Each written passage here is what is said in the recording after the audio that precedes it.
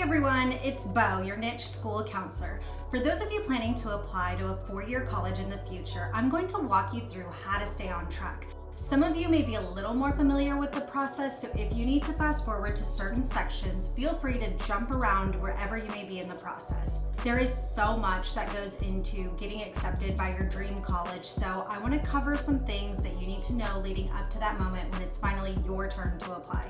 Understanding what it takes to get into college can be confusing and overwhelming, so I'll go over it in the most chronological way that I can think of to help you learn the ins and outs of what you should be doing before you even start filling out your applications.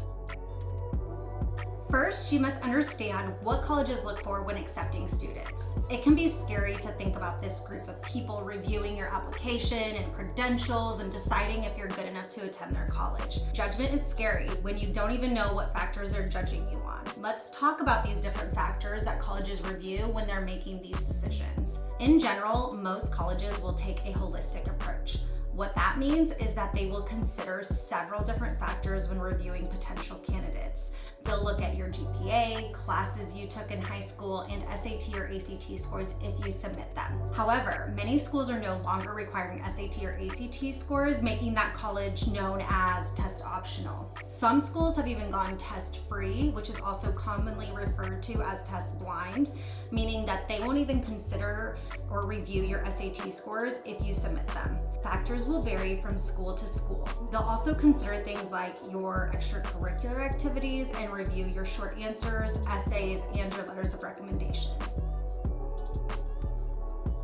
So if you're lucky enough to be watching this video before freshman year of high school, then you have plenty of time to plan your high school class schedule as best as possible. Your GPA is a huge part of the admissions process in the future, so you will want to give yourself the best chance at having a good GPA to get into that college of your dreams. Understanding what goes into your high school GPA is very important. Many students don't realize that AP or IB classes can actually boost their GPAs.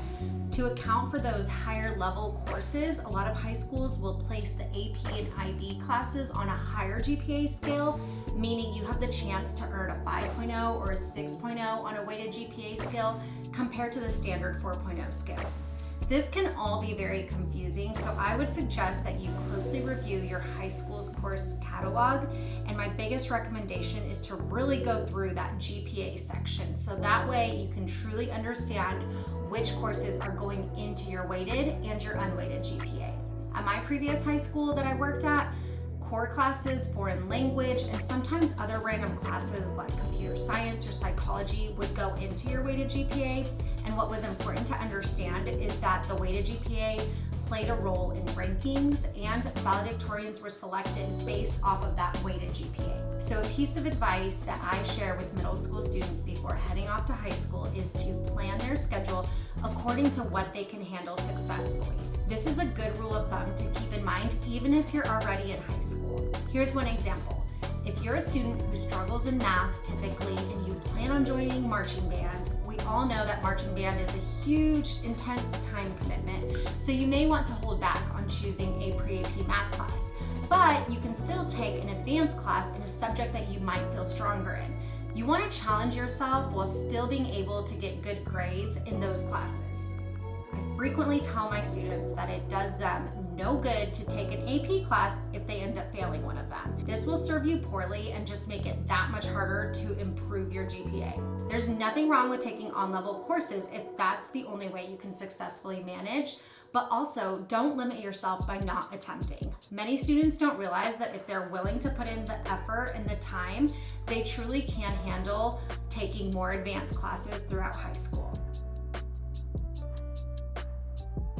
Freshman year is all about getting acclimated to high school. There are two big things to focus on as you go through 9th grade. The first thing is grades, and the second thing is getting involved. Let's first talk about grades.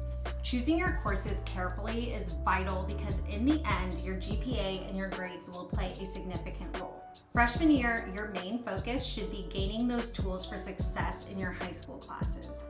Figure out your system early on, whether that's using your Google Calendar for deadline reminders in class or an actual physical planner to keep track of your homework assignments. Stick to whatever will help you stay organized and try to keep your grades up for the rest of your time in high school.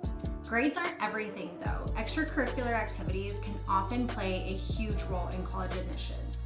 Colleges really like for students to get involved when they get to their campus, so showing that you've made a difference in your school in some way will also show the colleges that you're likely to contribute to your future college community. Freshman year is your time to really explore interests of your own, so let's talk about getting involved in things that you might want to try. A lot of your school-sponsored activities will be considered extracurricular if you're dedicating any time to it outside of school hours.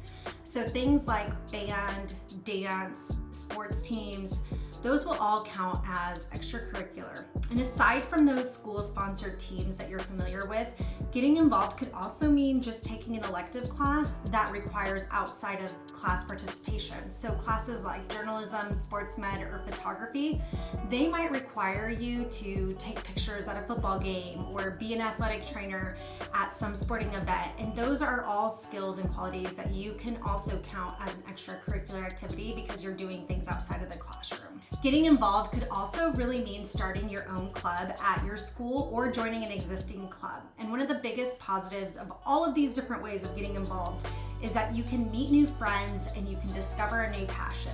Showing that you're committed throughout high school can really make a big difference, and it's something that you can list on your college applications that you've remained committed to this organization or team. Another benefit is that you will have more experience than others by the end of your high school career, meaning that opens up the possibility of possibly running for an officer position like president or vice president, and that can show a lot more initiative to colleges, and that can go a long way.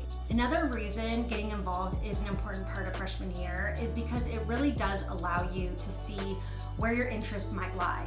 Understanding yourself is only going to help you in the future as you start to decide super important things like what you want to major in and what career you might want to pursue. Take advantage of your freshman year and start exploring those various things to see what your likes and your dislikes are. And you don't really have to know what you want to do for the rest of your life, but getting to know yourself and your personality will allow you to envision what types of careers or pathways make the most sense for you in the future. Moving on to sophomore year, this year we will add in the college piece just a little bit more. If you plan on eventually applying to a four-year college or university, sophomore year is a great time to start considering which ones you may want to attend. This is when I advise students to really let their dreams get the best of them. Start adding schools to your list even if you're not 100% sure. Don't worry, we will be narrowing it down in the future. So for this year, the main focus is just finding some schools that you have an interest in possibly attending in the future. A broad list of schools will be handy going into your junior year. It will help you sort through common admissions criteria for each school and consider the steps necessary to apply during your senior year. Some of the necessary steps may include the SAT or ACT. However, in recent years, due to COVID, we have seen so many colleges stop requiring the standardized tests like SAT or ACT. Of the nearly 4,000 four-year college and universities here in America, over 1,800 are now either test optional or test free. Generally speaking, during sophomore year, many students still haven't decided which college they will apply to. I really would encourage you to take the official PSAT your sophomore year. I always tell my students to really actually take the PSAT as if it were the real SAT. By giving this PSAT your best effort, you will gain knowledge on the areas of strength and the areas that you should focus on for improvement. And really understanding your strengths and weaknesses can help you in several ways as you plan for the future. As far as testing goes, you can develop a significant personalized study plan after you take that PSAT in your 10th grade year. Let's talk about junior year. For many of my students, this one tends to be the most challenging. Often, students report that junior year was when they took their hardest classes. And even though this might be a really tough year academically, stay strong and continue to focus on doing the best that you can in your classes. Junior year marks one of those last chances for you to improve your GPA before applying to college. Many college application deadlines are in the fall semester of senior year, so a lot of students will mail off their end of junior year transcript to colleges at that point. Although senior year grades are still important and they might be reported later, many colleges will base their admissions decisions on that end of junior year transcript. Aside from being a little more challenging in terms of coursework, this is the year you want to focus on getting your testing needs out of the way. I know I mentioned earlier that many schools are no longer requiring the SAT or ACT. However, every school has different admissions criteria. So make sure that you are paying close attention to their testing requirements. And for those of you that do decide you want to take the SAT or ACT and that is the best route for you, then my biggest piece of advice for junior year is 1, create a study plan for yourself. 2, take a full practice SAT or ACT to determine which test you're naturally going to do better on. And 3, register to take the full test and then register for any retest if you're unhappy with your score. Ideally, this should all be done during your junior year of high school. And the number one question that I would always get from my students after they get their results is always, Miss Bo, is this a good score? And that question is really hard to answer, especially when students have no idea what colleges they are considering, because an average score at one school can be a really strong score at another school. This is why I really encourage you to start building your potential college list early, so then that way, when you get those results, you are then able to use our admissions calculator to estimate your chances of getting into your dream college. This will be based off of your score plus your GPA, and it can be very useful. Another tool that can be helpful after you receive your SAT and your ACT scores is our Compare College feature, because that way you can look at all of the colleges that you're interested in side by side, and they also list out their average SAT and ACT scores, so you can see if you're close to their averages of the students that they accepted in prior years. Junior year is also a really common time to go on college visits. These may not seem critical, but visits can sway your final decision. Sometimes students who had a dream college in mind for years will visit a school and realize certain things may not work out for them. Personal example here, I had one student who had her heart set on USC. It was her dream college ever since she was a little girl. She had never visited the campus or even been to that area. And once she did visit, my student had so many stories, and it was evident that she did not realize how city life USC was. USC is in the heart of LA, and after visiting the campus, my student really realized that she didn't want to live in such a big city without any family.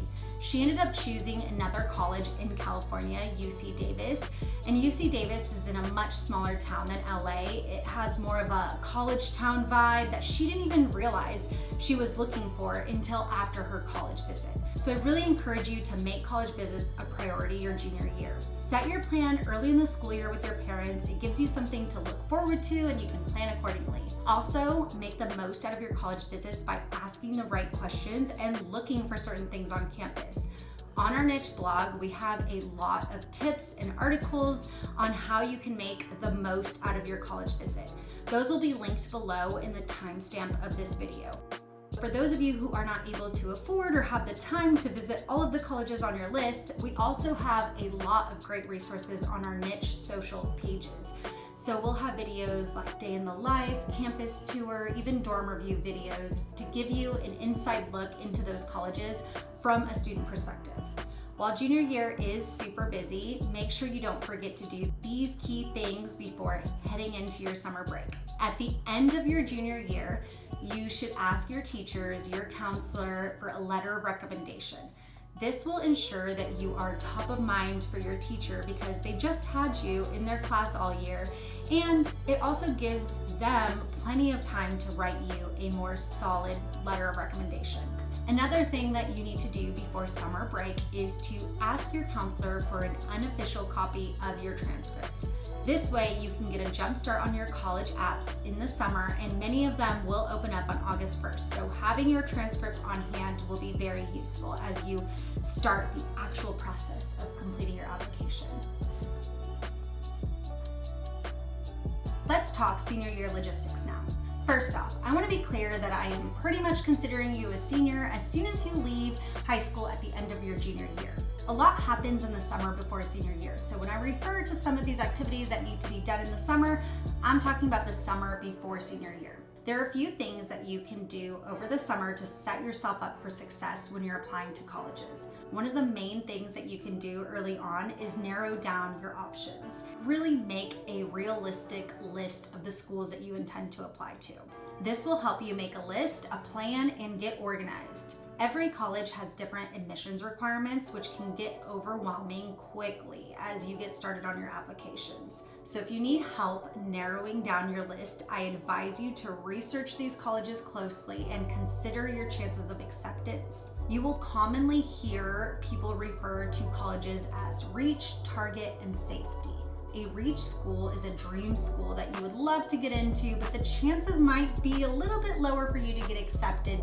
A target school are those that fit within your academic profile. These are typically the schools that you have a high probability of getting into. And lastly, a safety school is exactly what it sounds like. This is your backup option because you kind of know that you for sure will get accepted.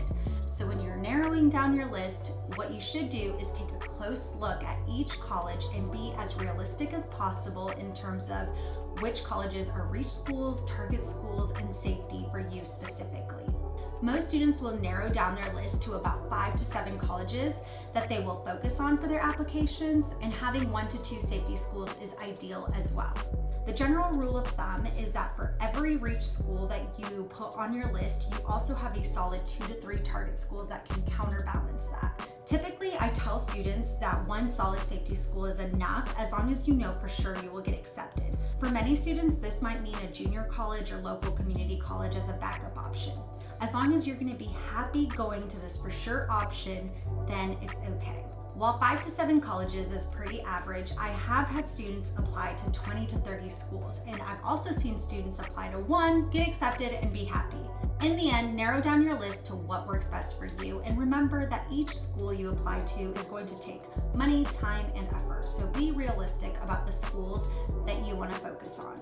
After you have a solid list of schools, another helpful thing that you can do over the summer is to get started on your essay. You can brainstorm possible topics, stories, metaphors for your general essay prompt. Specific questions may already be posted for college applications too. So students will often write about a general topic in their life, and you can definitely repurpose that essay for other applications. I have worked as a counselor for so many years, and I can tell you that typically the essay is what takes students the longest, and it's usually the last thing that they need to finish before hitting submit on their application. So getting a jump start on this part of the process will be a big help. Now let's talk about the actual application part of the process. Most college apps open up August 1st for enrollment the following fall. Many priority, early, and even regular deadlines can occur in the fall semester of your senior year. This is why it's super important to narrow down your list over the summer. That way you can get started with the online portion of the application in early fall of your senior year. I usually tell students first to briefly go over the admissions pages for each of the colleges on their list. That way it can help you clarify the requirements and the process to complete each application. At this point, it would be beneficial to decide which route you are going to be taking with your deadline. There are a few different deadlines to be aware of before deciding. Common deadlines include early action, early decision, priority, regular, and rolling. Typically, early action and priority deadline mean that you're applying early, hopefully competing against fewer candidates, and in many cases, you're finding out if you got accepted earlier than the other students who applied under the regular deadline. Early decision is different from early action and priority. Read everything carefully when you're deciding which deadline you are going to apply under, because early decision is binding at many colleges. Choosing to apply early decision is like sending a signal that you're extremely serious about this college, or in other words, it's your top choice. It's often considered binding because if that college does extend you an offer of acceptance, it's understood that you're going to enroll. Whatever deadline you end up deciding on, be thorough with looking at the steps for admissions and complete each of the requirements on their admissions site. I usually recommend finishing and submitting the online portion of the application about a full month before the deadline. Doing this early will allow you plenty of time to complete the other requirements for the application, like sending in your letters of recommendation, your official transcripts, or your test scores. I hope that this overview of what needs to be done in the years before you actually apply will help you prepare for a seamless college app season your senior year. I wish the best of luck to those who are in the middle of working on these college apps. And for those of you who aren't quite there yet, I know all of these steps we talked about are time consuming, but if you follow this college admissions application timeline I just went through, you will be ready to go when it comes time for you to complete your application.